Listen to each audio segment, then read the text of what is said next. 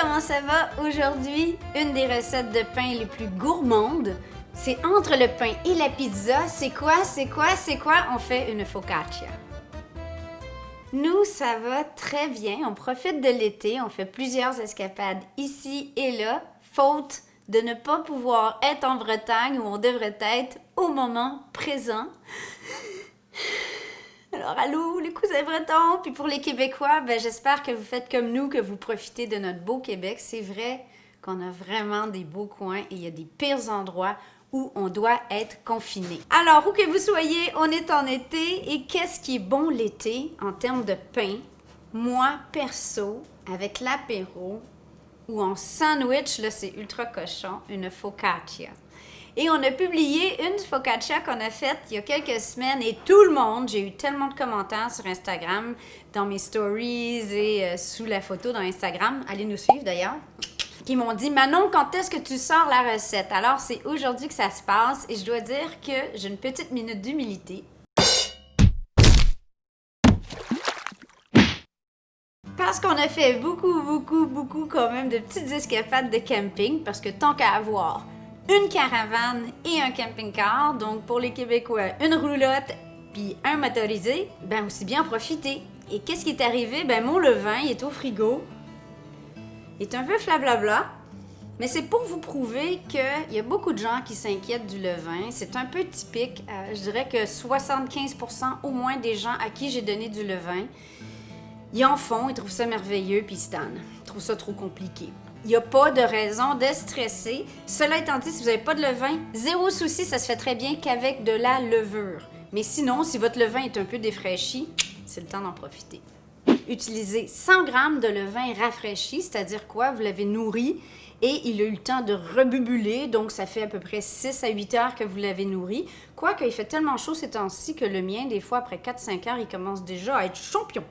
300 g d'eau filtrée.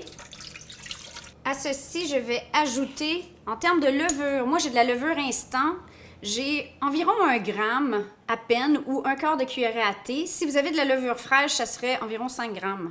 Je vais venir ajouter mon levain. Si vous n'avez pas de levain, mettez le double de quantité de levure que je vous ai nommé.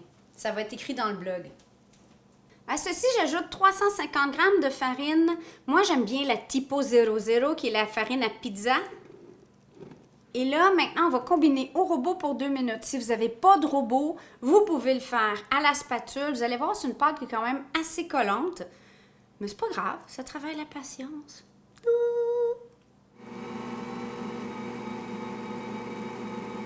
On laisse reposer 30 minutes environ sans toucher, donc une fermentolyse, parce que je me suis fait corriger sur YouTube par quelques pointilleux. OK, maintenant, ça vient reposer.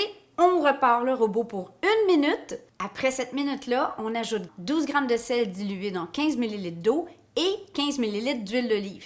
Et on continue à pétrir pour 5 minutes. On recouvre d'un linge ou d'une charlotte et on laisse reposer pour 3 heures, mais à toutes les demi-heures, on va faire un repli, ce qui aide vraiment à développer le gluten et à faire une pâte absolument fabuleuse. Ça vaut la peine.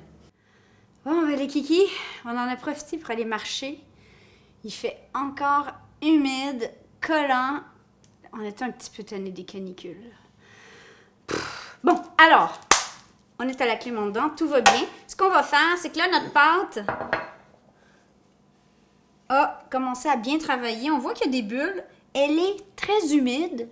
Elle est collante. Si vous voyez qu'elle est trop liquide, je vous donne la permission d'ajouter de la farine. Mais pas trop. Maintenant, j'ai besoin d'une plaque de cette grosseur-là. OK? Donc, une petite, pas une grande. Et là, c'est le temps de s'hydrater, là. OK? Généreusement, de l'huile d'olive à grandeur. Moi, je mets un papier parchemin. Vous n'êtes pas obligé. OK, c'est ce qu'on appelle généreusement, hein? J'entends Chérie qui est comme, qu'est-ce qu'elle fait? C'est normal qu'elle soit très liquide parce que on est pratiquement à un taux d'hydratation de 100%. Mais elle se tient. On le voit que le gluten a eu le temps de s'activer.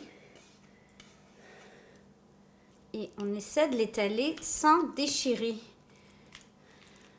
OK. Et là, c'est l'heure de la sieste. Enfin. Dans un hamac avec la brise marine. C'est pas nous, Manon, c'est le pain. Ou pas. Puis là, comment je fais? Je fais ça comme ça? Non, c'est moi qui le fais. OK, c'est Chérie qui le fait.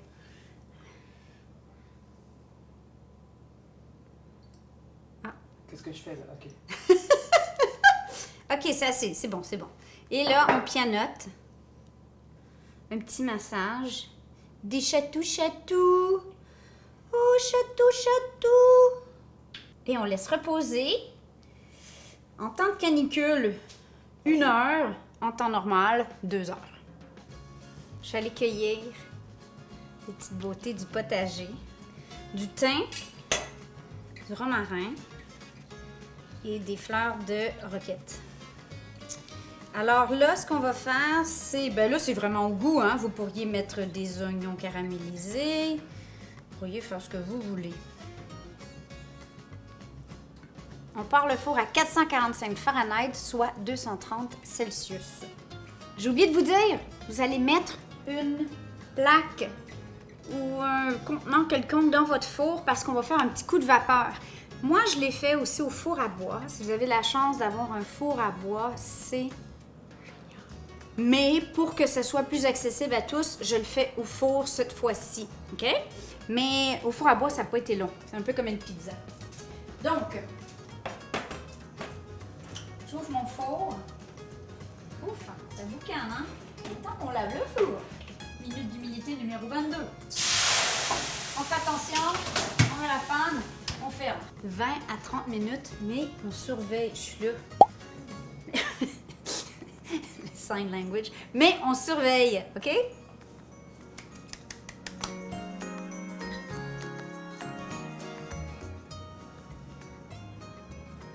C'est parfait.